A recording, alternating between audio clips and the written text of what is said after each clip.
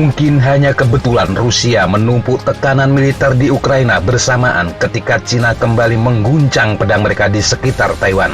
Rusia dan Cina memang bergerak menuju aliansi yang semakin erat.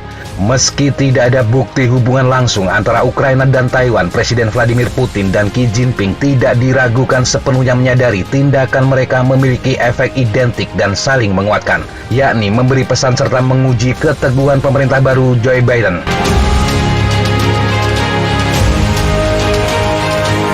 Apa yang sekarang terungkap bisa digambarkan sebagai perwujudan terakhir dari visi mimpi buruk George Orwell dalam novel distopianya 1984. Novel tentang dunia yang terbagi secara geografis, politik, dan militer dengan terpecah menjadi 3 negara super saingan. Mereka adalah Oceania yang terdiri dari Amerika plus Inggris, Eurasia yang merupakan gabungan Rusia dan Eropa, serta East Asia dengan kekuatan utama Cina.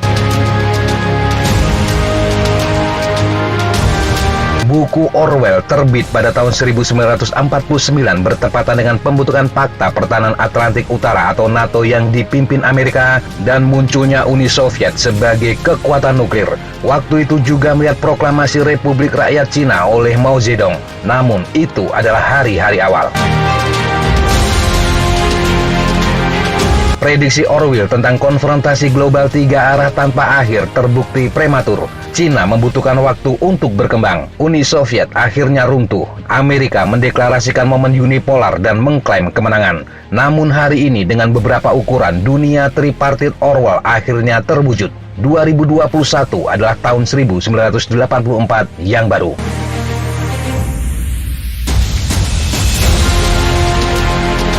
Jika Cina dan Rusia saat ini bersekongkol menghadapi Amerika dan sekutunya, itu sesuai dengan takdirnya di mana tidak ada satu negara adidaya yang diizinkan untuk mendominasi 2 yang lain. Pada tahun 1972 misalnya, Richard Nixon meminta bantuan Cina untuk melawan Soviet. Mungkin Amerika dan Rusia suatu hari akan bergabung melawan Beijing.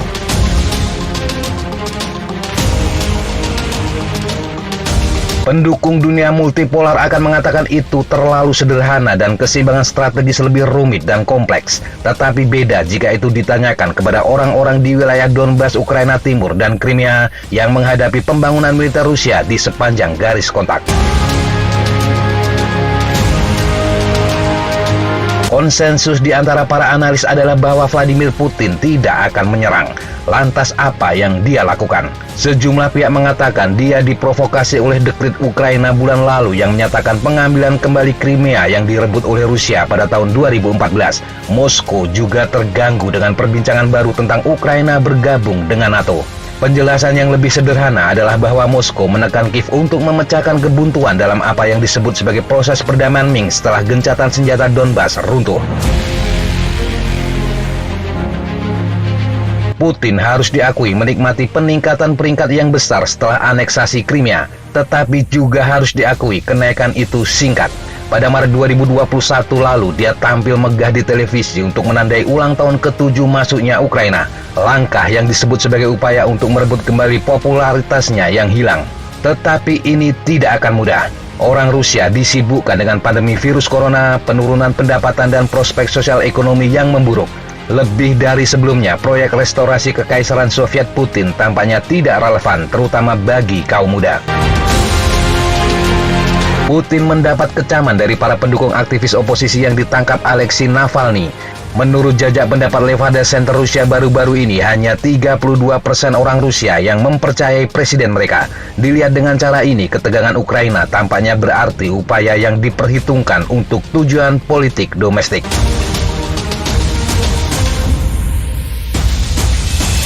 Namun Putin mungkin juga dengan sengaja menguji tekad Amerika dan Eropa. Dia tidak akan melupakan bagaimana George W. Bush menjanjikan dukungan abadi kepada pemerintah Georgia pada tahun 2005. Tetapi Amerika kemudian mundur ketika perang dengan Rusia meletus pada tahun 2008. Seperti yang dicatat oleh analis Ted Jelen Charpinter, Biden juga telah menegaskan dukungan Amerika yang tak tergoyahkan untuk kedaulatan dan integritas teritorial Ukraina dalam menanggapi agresi berkelanjutan Rusia di Donbas dan Crimea. Charpinter melihat ini paling banter sebagai janji manis dan paling buruk adalah tipuan yang kejam. Char pinter menyebut kesejajaran antara dorongan berlebihan Washington terhadap Ukraina dan kesalahan Bush sehubungan dengan Georgia sangat menakutkan dan mengkhawatirkan. Amerika dan NATO tidak akan lagi berperang dengan Rusia atas Ukraina Timur seperti menyelamatkan Osetia Selatan. Dan jika mereka melakukannya, maka ya, Perang Dunia Ketiga pecah di sana.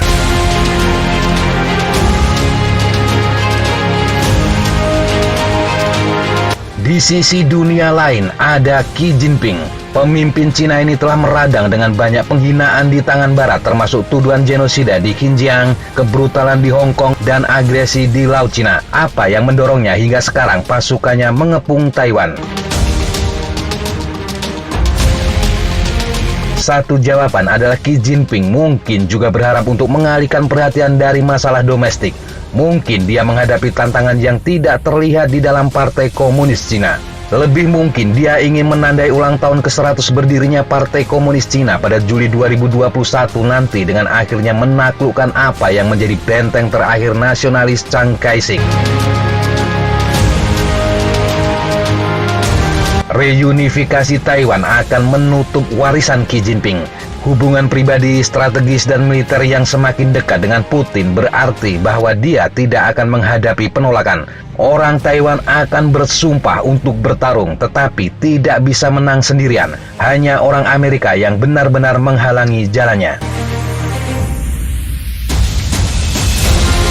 Apakah Xi Jinping hanya mengolok-olok kaum pro-Washington atau akankah dia menentang mereka dan segera bergerak ke Taiwan? Yang pasti, mimpi buruk Orwell untuk Biden dan Barat adalah invasi Rusia ke Ukraina dan serangan Cina ke Taiwan. Pilihan Oseania ada dua, perang di dua front atau penghinaan di semua sisi.